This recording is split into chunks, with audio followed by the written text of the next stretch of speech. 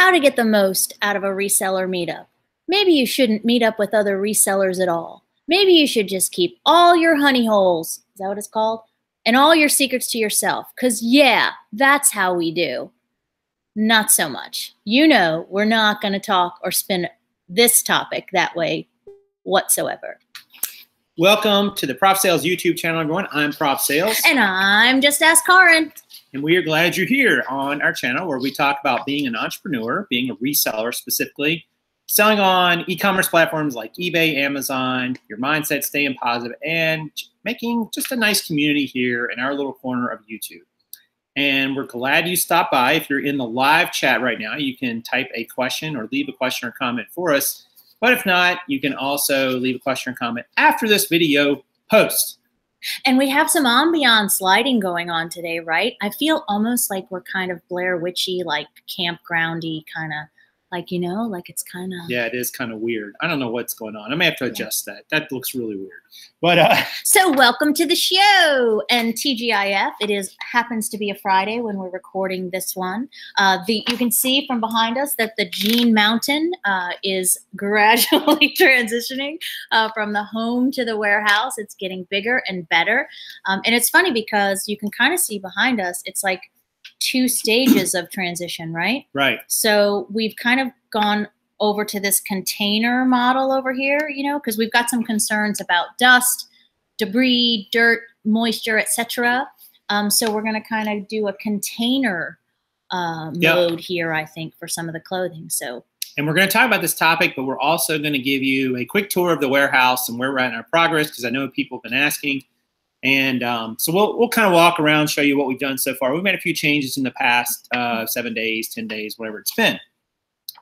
So, are you smiling? Why not? I got grapes. I can smile. I got grapes. Yeah, we got grapes. Grapes are really good, by the way. Just a side note. No, good for ya. Yeah, so check out the description down below, guys, for helpful links and so on, and things that we use in our business to help us. Maybe you'll find some value there too. And what else can people do, Kaaren, if they like the show? The video. Smash the like button, mateys. Right, there's the pirate. So yeah, but seriously, consider subscribing. We're here all the time. Maybe too much for some, not enough for others. But we do definitely like to share what we do and how we do it. Right. Not necessarily a vote for this is the only way, but it's our way, good, bad, or otherwise. And as always, we like to put ourselves out there as guinea pigs for all to see. All right, so virtual show of hands, how many of you have been or planning to go to a reseller meetup? And you can type in the chat, or you can leave a question or comment down below and just say, hey, I've gone to them, and here was my experience. And we wanted to talk about those today because we're getting ready to have one of those. It's 1 week from today. So if you'd like to join us, you can find us on, what's the Facebook group, Kaaren? Carolina Resellers Meetup. Carolina Resellers Meetup. You can find us on Facebook and join us. We'll be there in Raleigh. Durham. Right? Durham. Raleigh, Durham. Next Friday. That's Friday the 9th, March 9th. And we've done a few of these now. And we wanted to talk to you guys about what a meetup is, how do you even find one, and what you should try to get out of it. Well, and this is we've done some different things along the way, but this will be our third official meetup. Really, to participate, it doesn't cost you anything. It's just time maybe and some sharing. But we're learning and growing every time we have one. And that's what I think I enjoy the most about it, is that just like our business and our relationships, our friendships, our methods, our processes, this too gets better as we go.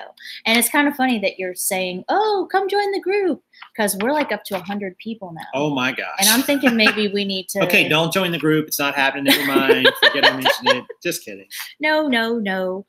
But it's a place for not only, it's just neat because it evolves as well, right? So just like we evolve ourselves and I'll just run the show. Oh my gosh, I got like really bright when you did that. So just like our businesses, oh, that's better. Yep. Evolve, and we're always learning and we're always changing, getting better. Same thing with these meetups. And I'm excited about this one because it's sort of taken steps. Like it's not the same as it was the very first one that we had. Right. So it's going to be so cool. Yeah, so what's a reseller meetup? Well, very simply, it's either a formal or informal gathering of resellers. And there's all kinds of them that are out there. There are some that are paid. You Sure. pay money to go hear speakers, sometimes they feed you. Others are not paid. I mean, there's every variation in between. Some come together sort of ad hoc in the moment. Others are planned for weeks or months in advance. But basically think of it as just this gathering of people who do what you do. Well, and I think a meetup, though, by definition, it should be a free one. Like these other things where people have to register and they have to pay the money. Yeah. I think that's more of a symposium or that's more like a conference or training. Convention or something. Like for me, in the true sense, if you say it's a meetup, like a hookup, oh wait, no, those are two different things. But it's just for people to get together. So henceforth, a meetup, let's just call it what it is. A meetup is just like-minded people getting together, meeting up, sharing ideas, growing, having fun, etc. Right, right. And that's not to denigrate any of the paid ones that are out there. There's plenty of those that bring great content and great value, but that's just a little bit of a different model. And obviously, if you're putting on an event for people and you're renting a room and paying for catering, I mean, you got to get reimbursed. Oh, gosh, you got to pay for it. And we've been lucky so far. Everything, with the exception, we do give prizes. That's true. And we donate those and we get them donated.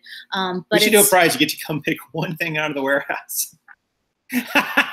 All right, so we digress. But so far, like for us, our meetups don't cost, like we don't charge people to come. No, because there's nothing we're not providing anything other than just our presence. So there's not like, hey, that's worth. Although that's priceless.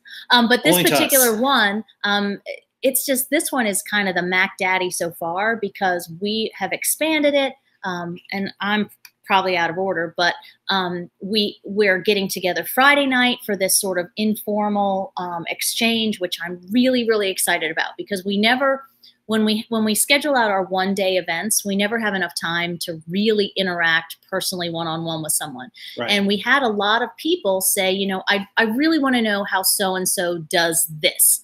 And so we're going to be able to hang out and talk about our methods and madness before jumping into. Oh, sorry. But we'll get back to that. You're such a jump ahead. I am, because I'm so excited. This is a topic that, I'm the planner in this relationship. I'm the logistics coordinator. Shocking. Yeah. So this has been kind of my baby. Let's just be honest. Let's be real here. For sure. And I have really enjoyed nurturing this. I mean, what other way to put it, right? It just keeps getting better and better. So let's talk about the structure of meetups for a moment, just how they kind of come together. Most of them have some time to source, and that could be going to thrift shops. It could be going to estate sales. It could be going to yard sales.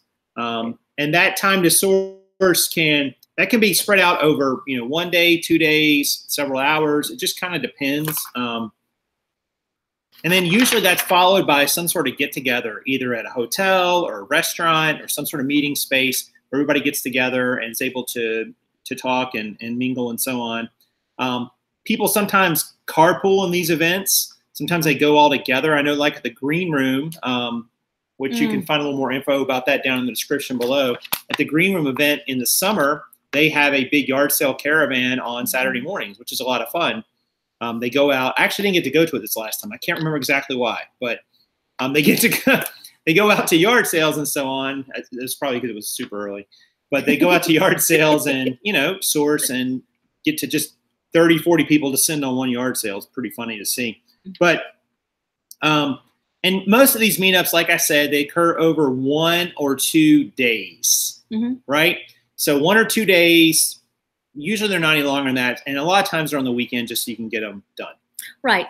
But that's not to say you can't do one during the week, because we're actually planning one here locally, purposefully on a weekday, so that we can sort of get together with people that can't come to the ones on the weekend, right? So a meetup is just that. It's not limited by day or time. It's just, whenever you can get a group of people together, a group being more than 2 people, right? Right. We currently have developed a template that we use in the interest of sort of keeping it consistent in the planning and sort of giving a guide for how to set it up. And we've actually grown into now where we're not the ones solely planning it, and people actually have stepped up to host it. Which is great. And how cool is that? Because we can only do so much from Charlotte. Durham is 3+ hours from here. And so we have hosts. Kristen has done amazing things on this one so far that lay it out. And our template provides for, okay, we need, we need places to source, right? And we map that out and we look at it, based on timing and geography and where we're going to go. Right. We also have to, you mentioned we have to make arrangements for a place that can accommodate 20 to 40 plus people for lunch and or dinner. Right. So, I'm sorry, go ahead. I thought you were done. If someone's coming from out of town, it's a good idea to get a hotel. You talked about structure of how we do it. Yep. And then the most important thing, like I mentioned, that we learn as we go, we learn as we grow, confirm everything. Sure. And my best example of that is our, was it our first one? We had planned to go to this really cool new thrift shop not far from our house. It wasn't a Goodwill or whatever. It was an independent. And it was like the third stop. And for whatever reason, I had put it on the list. It went out of business that week. Yeah, literally missed it by a week. And we were able to roll with it. We could have saved them if we'd have gotten there just a week earlier. We were able to roll with it and adjust, but it's little things like the devil's in the details. So confirm not only with your people and confirm the times and locations, but confirm with the places that you're actually going to go to make sure they'll still be there. Just an idea. It's so funny. I read Mark Patterson's question is, when is the one in North America?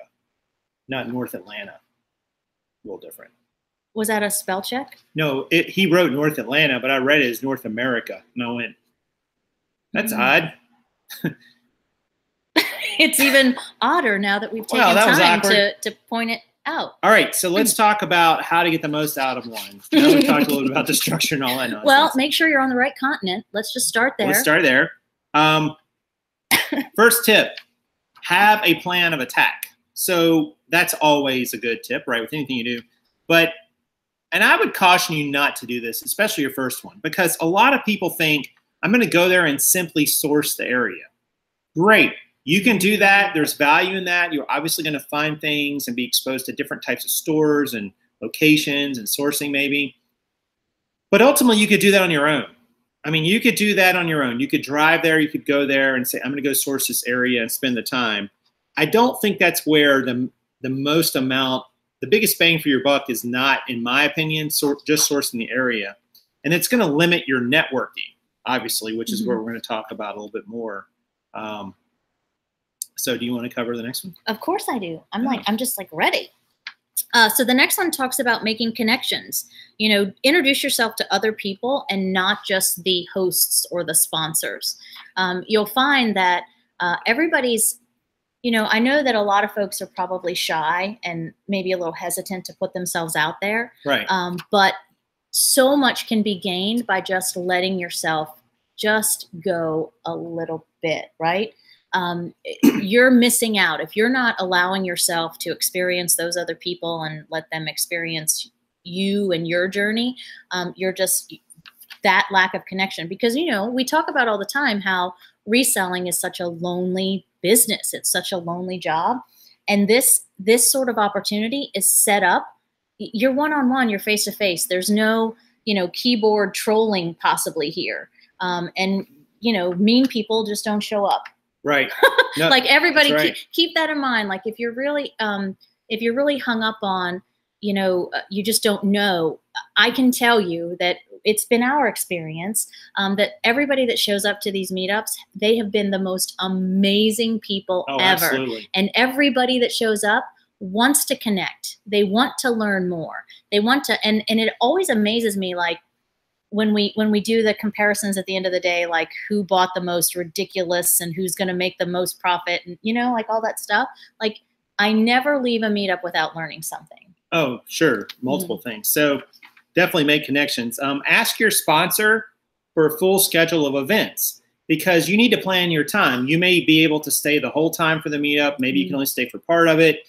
Maybe you're a morning person. Maybe you're a night person. Maybe you're driving in, maybe you already live there, maybe you're flying in, and that's probably something you should do before the meetup starts. If you can, and if it's ad hoc and impromptu, maybe you don't have time to do that, but you want to know, hey, what's the schedule of events going to be like, at least in general, just so you can get a good feel for that. And then that way, like Jason said, you can work it into your schedule. Now, we sort of do it a little bit differently. We'll give you, like, the only thing that we make public is in the one that's coming up is we're getting together at such and such time and such place Friday night for our informal, right? And then Saturday, we tell you where we're going to be for lunch and where we're going to be for dinner. But in the interest of keeping the playing field level, we don't release where we're going until we're actually going there. Right. And then that way, everybody goes together at the same time. And we've gotten some pushback on that. But then that way it's everybody's game, right? Yep, absolutely. Needs to be fair. Mm-hmm. So now it's my turn. Yep. So I need glasses because typed word. Number Yeah. 4. Plan your attack in terms of driving, lodging, food during the day, sourcing, budget, etc., etc. And that's like, it's kind of like just on a larger scale how I think you would plan your sourcing anyway. But it's important. Like, look at a map, check the weather. I don't even know, you didn't put that on. No, that's not on there, but it's a good one. If you're subject to being hangry, make sure you have snacks on hand. Drinks. Scout out the area. And like, you mentioned people that want to come for all or part of it, or they want to maybe source the area as opposed to the agenda. You're not going to know that unless you kind of scope it out. And, right. Your Aunt Bess might live nearby too. Bonus. All right, let's talk about the actual connection part, which I think is the most valuable part of a meetup.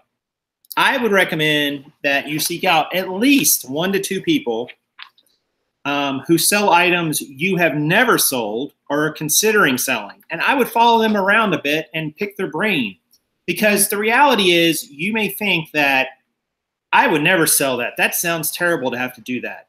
Talk to somebody who actually knows, or you may think that would be amazing to sell. I just don't have any knowledge there or the opportunity. Again, talk to somebody who knows.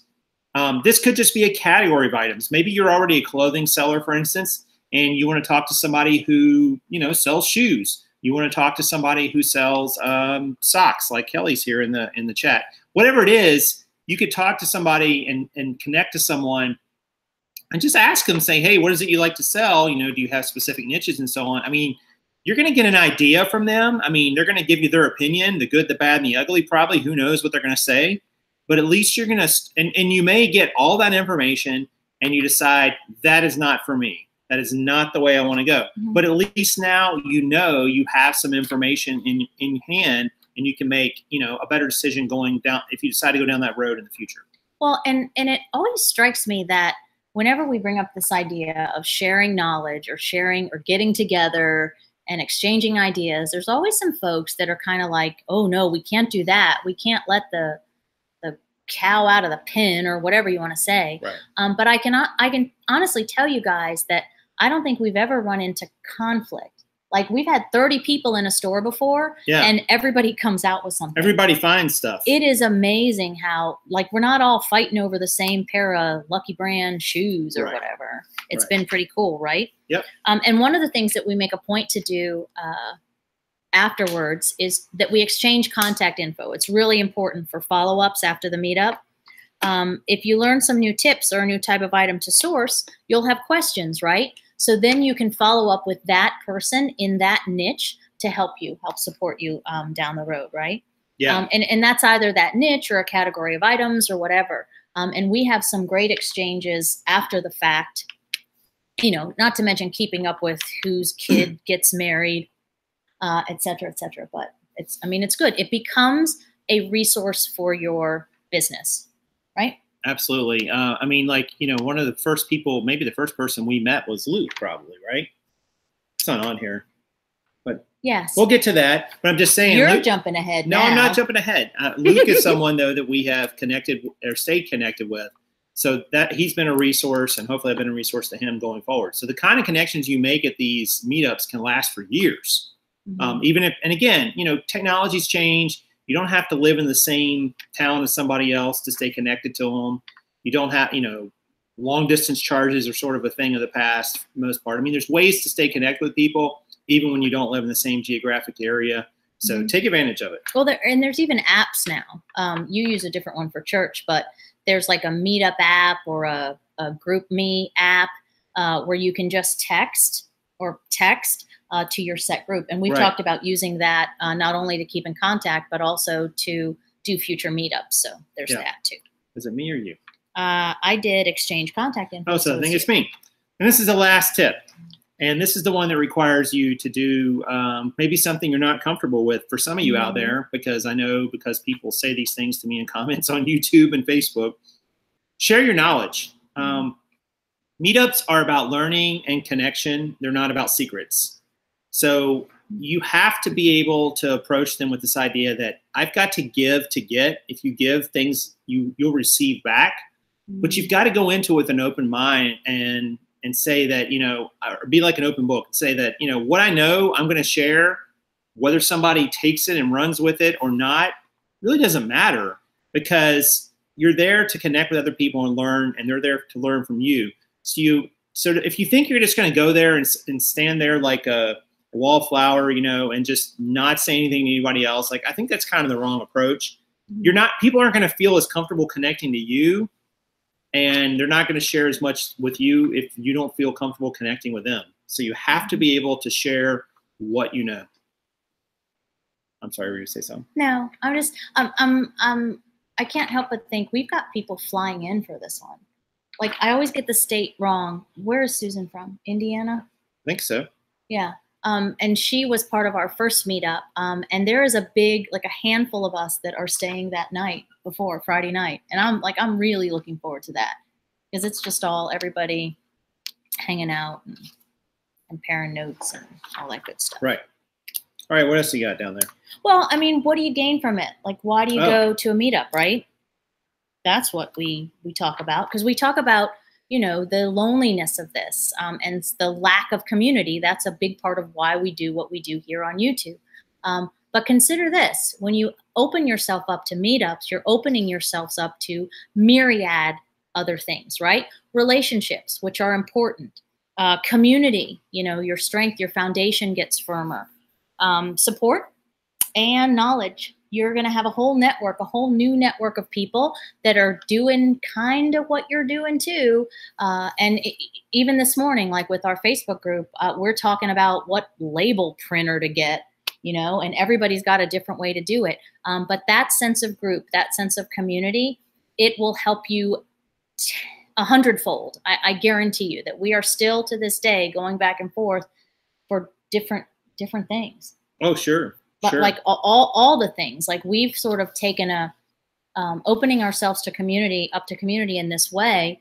We're able to look at how the neighbors do it, right? And not compare it to how we do it, but it allows us to tweak and better our own processes. Absolutely. Absolutely. You have to be able to take that sort of approach to it. Adam asked, where's the meetup in Charlotte? Well, we'll have another one at some point. Yeah, we seem to be on the road with these. Yeah, and I don't remember the schedule, but we're getting ready. We're going to do an Atlanta trip, and we're going to do a Virginia trip. Those are the next two. We try to do the distance ones like once every quarter. But Charlotte, we're actually going to do the next Charlotte one during the week. So stay tuned for that. Rob, thank you so much for the super chat. Krillin876, and he says that loneliness, any love connection stories? We'll leave that to the chat. Why are you pointing at me for? I don't have a love connection through reselling. We did not meet through reselling. But wait for it. We stay together because of reselling. Well, that's true. It's been a great thing to keep us together.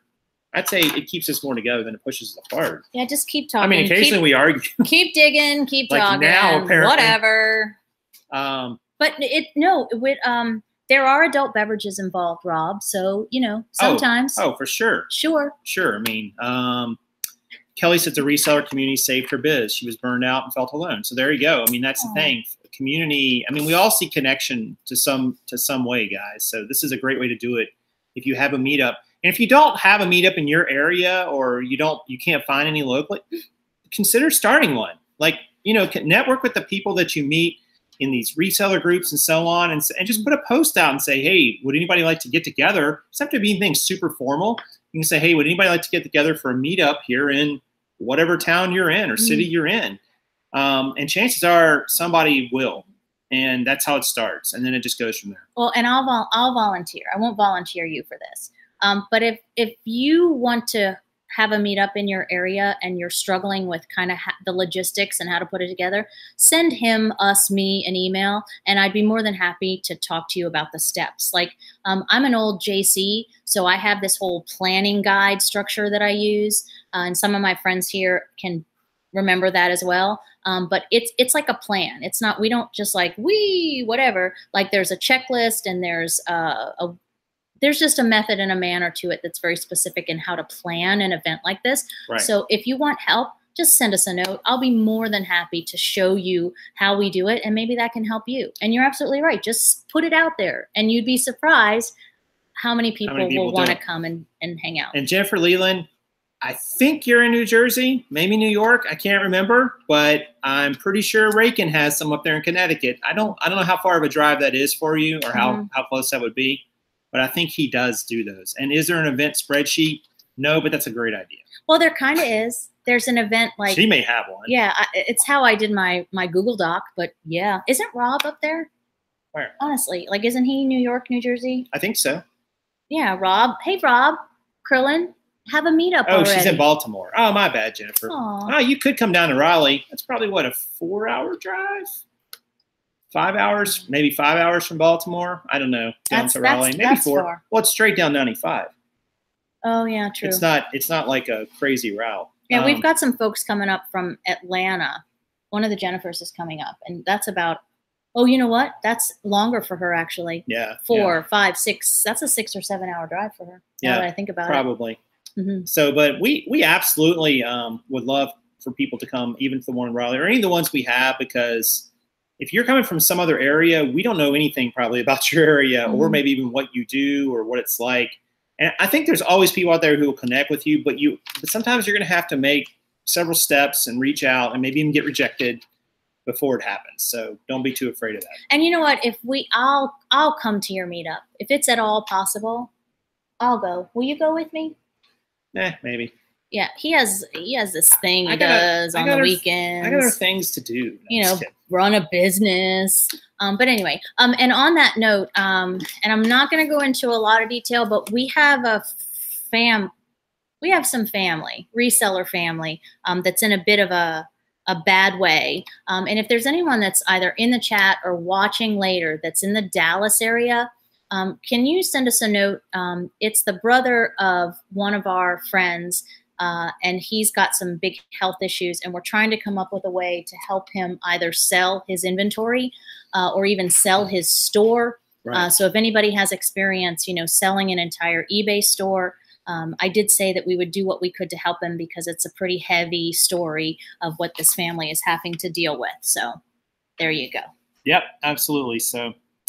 All right, so what's our next thing here? Are we going to take a tour? Yes. Are you guys ready for a little warehouse tour? We'll show you kind of where we're at with everything, what we're doing.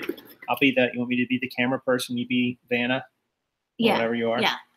All right, we're going to pick up the computer here, and no guarantees. Who knows how this is going to turn out, but here we go.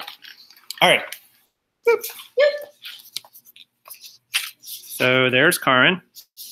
Okay, so it's a little bit out of order, but this is what we're moving toward as far as the jeans go. So cons are our containers, right? So instead of being on the shelves, because our worry was that these fellas would fall down off of the shelf and get dirty or dusty or yucky or out of order. So we're going to switch to some containers, and we found them on sale at Target.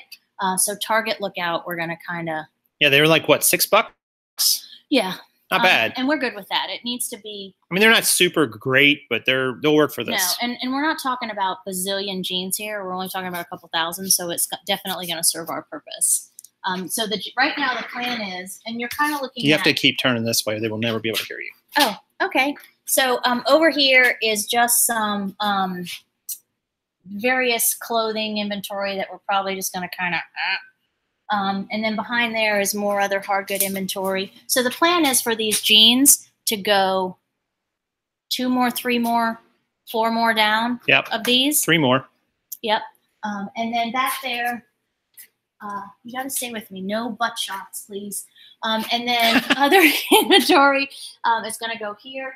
But this is kind of the biggie. So as we go down here, for those of you that have been playing along, this area looks drastically different. So I got rid of a big bunch of the books to a preschool that I used to work for and was able to donate some of those. And the plan is to either lot these all together for a really cheap price or even just give them away. And then here's some things that we're trying to push out the door. We've got somebody selling a bed. We actually put the bed together and sent a picture of it today to help with that. Right. The Swiss sled that we cannot get rid of.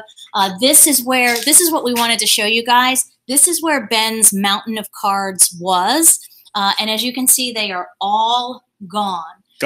Earlier in the week, we had a local dealer come and just made us a deal we couldn't pass up. And it's an office we couldn't refuse. It's over, we couldn't refuse. So all that's left, yeah, we both did. Let's just keep walking and talking, shall we? No more. And all that's left really here are some of Ben's like toys and collectibles that we will probably get rid of, either donating locally or whatever. I don't know if too much of that is really going to go on the eBay or not. Hank, this part's for you. It's not as good as yours. I'm working on it. But this is the beginnings of what will be our shipping area. So this table, this in the front, isn't going to stay here, but we've got our 1092s, our shoe boxes, other PFREs are there, one scale is there, more envelopes, etc. And right now, this is serving its purpose. Oh, and we were going to joke about tape guns. Yeah, so I'm going to bring this with me because we're going to talk about this. So more mail.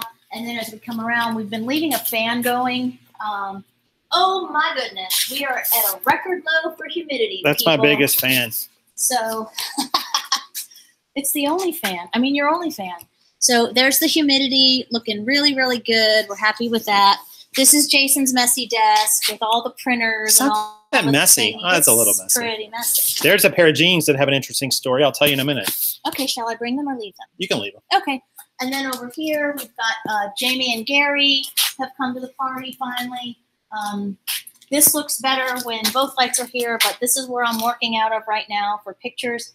This area is actually going to evolve even further because I'm talking about, I want to use some 3D backgrounds actually.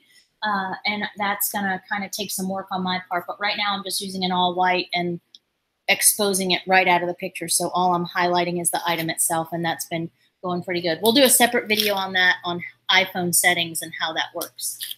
This lovely area over here. It's not unmessy. It is not. It's got all my thingies and then some. How is yours not messy and mine is? Because it's mine. Okay. So, and then we have a shoe rack that'll have shoes on it. Is that good for a tour so far? Yeah. Okay, so. Wasn't that fun? Ha-ha! We're back. So did anybody say anything while we? I don't know. We're gonna see what we're gonna go backwards and see what kind of. Let's see. Let's see what else is here. And we're gonna go back and read comments and so on here. Just take a second. Well, good afternoon. There is a spreadsheet for everything I do. I have a spreadsheet for spreadsheets. A spreadsheet on how to make spreadsheets. And yes, Adam, I will bring the glasses. I cannot be without my glasses, or I can't source and I can't do all the thingies I need to do for our meetup or otherwise, right? Right. Let's see here. We're scrolling. Oh, I missed I like to buy the clear ones from Target. They're so nice to see what you have inside besides jeans. Yeah, we looked at that Illinois picker. We just couldn't find those back there. I guess they're over there. They'll hold 15 pair of jeans without too much of an issue. Granted, it's a little bit heavier than I'd like it to be with 15, but it was a nice compromise in terms of what the other ones were out there. But they didn't have a clear one that was cheap that would use that. I wanted to get at least 2 per shelf. I'm losing some space for sure because I was getting 42 pair of jeans on a shelf. Now I only get 30. So that's going to be a little bit of a challenge, but we'll make it work. But clear totes are better if you can get them. I totally agree. I can't see it, so you'll have to read whatever you read there, buddy. Yeah. And, you know, one thing about moving those jeans into those totes, I found it wasn't really that hard. Using the spreadsheet, I just have a column where I've got a column where I've got the original location, and I just change it to one of these CON numbers, and that's it. And I don't change it on eBay because I've still got that SKU number. So when I sell it, I'll be able to see what SKU number it is, and then I'll scroll down my list by, it's an order, and then I'll just find where it is. Okay, so no big deal. Let me know when you're caught up. I'm going to talk. I don't think I can read that, Kelly. I don't think I can read that. What does she write? I'll put on my glasses. Director of shipping, i.e. Kaaren Schultz. That's true. That's true. Can you read it right there? Oh, yes. Her mannequins are Susie and Suzanne. We'll leave it at that. Mine are named after good friends of mine, actually, brother and sister. It's true. It's true. You got a license for that tape gun. She does. Are you concerned about dirt and dust getting your jeans? Our warehouse gets dirty. Yeah, and that's exactly what we were concerned about. And I finally broke down and said we're going to put them in bins.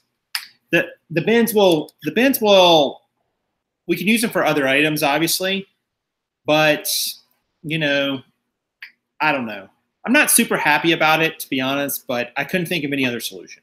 Right. And I don't want to leave them there. Like if they fall on this floor is dirty. And you want it done yesterday. So we needed a solution fast because all the rest of our jean inventory, and it's roughly double, right? It's even a little more than double, actually. Right. So the rest of it, Monday, right?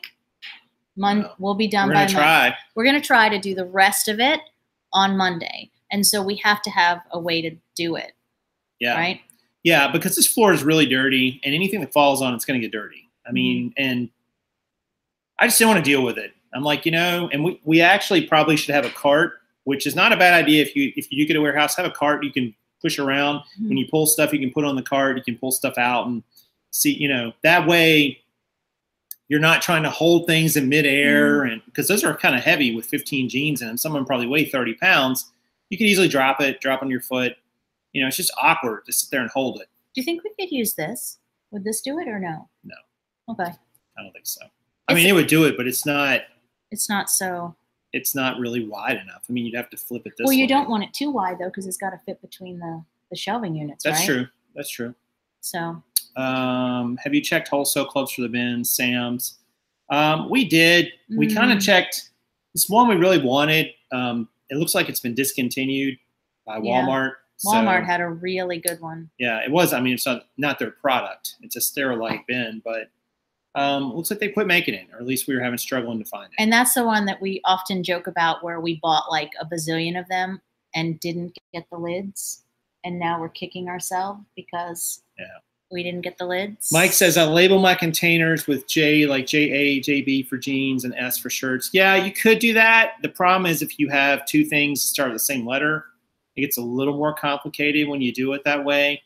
So we just decided to just do a strict container, 1, 2, 3, 4, 5, and so on, because that can obviously go forever. Well, and we also do that. We've always done something like that with the other hard goods, like the electronics and the DVDs, video games, consoles, etc. It always has a location designation, not so much a category designation, and then that way we can use, like Amazon does, our inventory space. And as we expand the other people's thingies department in the warehouse, that's going to become critical because we might have a pair of shoes next to a video game console, next to a, God knows what, right? So it's more about the designation, the space, than it is the type of item for us. And we can't see a time when we're not going to use shelves. Speaking of shelves, did we mention that the other day? I don't know. Did we? What shelf? What? The people next door. Oh, yeah. So I'm making friends at the new warehouse location. And there's one of our neighbors is downsizing, and they've got these walls of industrial shelving. And that's all I can tell you. Like, they're wanting to get rid of them. So we're going to go take a look at that and see if we can take some. We're not sure what wanting to get rid of them means exactly.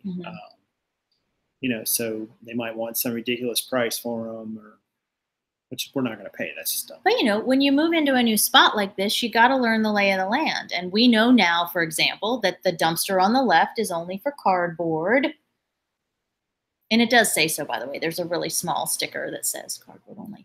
I didn't even notice it. But I'm not like, and yeah, so I'm Sally Sunshine. Like, I go out and I purposefully meet people. And, you know, I want to know so we can do what we're supposed to do in this warehouse community of happiness, right? Yeah. So I mean, we're definitely, I mean, we're a lot further along than we were, but we've really only been in here about what, a month and a half, maybe. Yeah, and arguably not like for real for the last couple of weeks. Yeah, and we had we haven't even had a whole month of consigning yet either, by the way. So as we get a little more results on that, we'll kind of let you guys know how that's going. But honestly, it hasn't even been, I was figuring it up. It's only been like maybe 2 weeks since we listed our first items. Mm-hmm. It hasn't been very long. We've definitely sold some of them, and which has been great. We're experimenting with some more local sales as well on certain items, which mm-hmm. I'm kind of debating, you know, maybe somebody in the chat or watching this afterwards has a feel for this. Maybe some of you guys who are more experienced selling locally. Let's say you were selling shoes locally and they were new or in really great condition, you know, but maybe not quite worth it for eBay. If you were selling shoes, you know, would you list them on multiple platforms or just one? And if so, which ones? Because honestly, I see value in both, but it's a lot more time to list them on multiple platforms. It adds, you know, exponentially more time, it seems like. You got to upload the photos to all of them. You got to upload the description, keep track of them, answer more questions, but more questions means there's more interested buyers. Or not, or just questions. Yeah, I mean, because it's kind of an interesting dilemma I have, because on Karen's end, she's usually taking the photos, so she doesn't have to take as many photos of a pair of shoes, for instance, or something we're going to list locally. But if that's the case, it's like which apps sort of work the best. Like, and I really don't know. I have no idea. Like, what's the best for certain? Is there ones for certain types of items that are better than others? It seems like there's a lot of conflicting information on that. Right. And, you know, we don't know what we don't know about that kind of stuff. You know, a lot of folks are really touting the Facebook, Facebook marketplace. And other than, you know, my only experience with that really is I check it periodically, but those folks really like their stuff. Yeah. Hank says it depends. Around here, Facebook marketplace and buy-sell groups are king. Yeah, we haven't even looked at the buy-sell groups. I didn't even think about that. Oh, there you go. See, always learning stuff. Eurotrim says Craigslist. I mean, Craigslist is like the, you know, the granddaddy of them all, I guess, in a lot of ways, been around for a long time. Copy and paste your descriptions. Yeah, I get that, but you can't even do that with some of them, Russell, like, because they're mobile, which means they're mobile only. Some of them that I noticed, at least, and maybe I'm just haven't figured it out, but like, I want to say it's either 5 Mile or Let Go, and maybe it was OfferUp, actually. You can only do it mobily. Well, the description is usually created on my computer. So now I got to create a description there, you know, download that to my phone. I mean, it's just a lot of steps to go through to get it listed in multiple places. Well, and which one wouldn't let you put the model numbers for the thingies or whatever? Oh, one of them thought the model numbers were personal contact info. So we even had to scale back the information on the particular ad, and it was kind of wonky. So. Yeah, absolutely. So yeah, I'd be curious if you guys have more input on that. I appreciate hearing what your take is on it. Are you going to tell a story about those jeans or not? Oh yeah. So interestingly enough, when I was putting these jeans in containers, I guess this was yesterday. Was it yesterday? It was yesterday. Mm-hmm.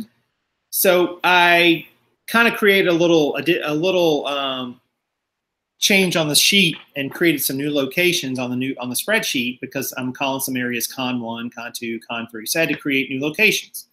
And I was telling each location's got 15 spots. So I filled one of the bins yesterday, and it said that only 14 are in it. And I went, that's weird. So I counted, and it was 15. Then I went and looked back at the sheet, and I'm like, it's 15. I went and looked to make sure I'd actually entered 15. I had. It was saying there was 14. I'm going, what in the heck is going on here? Well, the spreadsheet will tell you if one's sold or not. It will change the status to sold. And I noticed that one of the pair of jeans that I had put in this bin said sold. And that's why it was saying there was only 14, because that sold was overriding the fact that I'd put this pair of jeans in the bin. It was still subtracting that one, which it should. That's what it's supposed to do. So I went to eBay and I looked, and sure enough, that pair of jeans sold.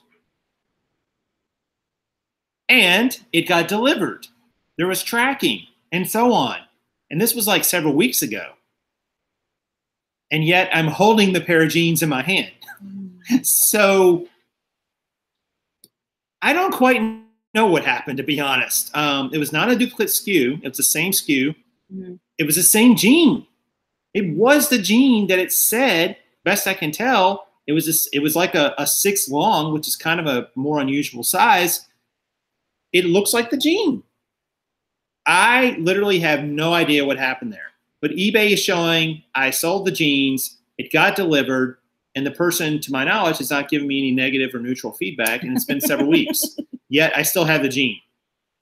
See, you're figuring out how to make money like twofold, right? Doubling your profits. I wish, were they returned?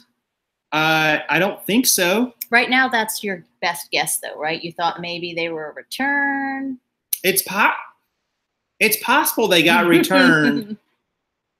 Although I wouldn't have used the same item number. That's what's weird. Like, that's not my process. It's possible they got returned. I relisted them, and the buyer never started a return, and I knew who they came from. That is possible. Mm-hmm. That's possible, but I would have looked for the SKU if I did that. I would have looked and said, oh, well, let me see who these came from. And maybe I did, and maybe I even sent them a message and said, hey, start a return so I can refund you, and they never did. That's possible. That is possible. Mm-hmm. But you normally wouldn't have used the same SKU. I would have given a new SKU after that. Right. So, and yeah, I don't know. Sadie, we thought that too, that maybe he sent the wrong one. It's possible. Although I remember vaguely, this was a couple weeks ago, the 6L, like the 6 long. I remember packing one of those because it's one of those that we don't. She did it. I did it. But can you guys imagine, like, whenever there's a glitch in the matrix, the amount of conversation that goes back and forth? It's just it's perplexing. This right? has never happened before. No. I've never had this one happen, and I don't know exactly what did happen. Well, never say never. Well, that's never. Because right. Now, yeah, sure, it's right. Never. So I got this new tape gun. Mark wanted to know if I had a license for it. So apparently I'm not really careful with it. So I love this eBay tape. And we've got some of it, and we've recently gotten more of it. And everybody that uses it is like, oh, it's great, but it gets all blah, blah, blah. So I'm like, I'm going to put it on a gun, whatever. And I learned something new today about my coveted tape gun. So apparently the reason these things, it's a cheaper, thinner tape. The reason it gets all muckety-mucked up in the gizmo here is because you need to make it, what do you need to make it? Tighter. So you turn this knob and it holds onto it better, and then it makes the line of tape taut from here to here, and then it doesn't get all messed up. So that's How did you ever learn that? Oh my gosh. He told me. And we did the happy dance, because Jason was right about something.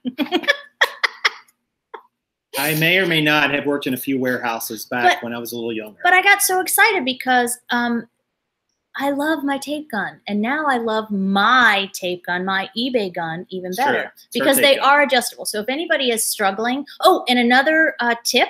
So you see this thing here, the way it works. If you ever want to just take off a little piece, sorry if this is loud. So you take it, and what do? You push that thing back, right?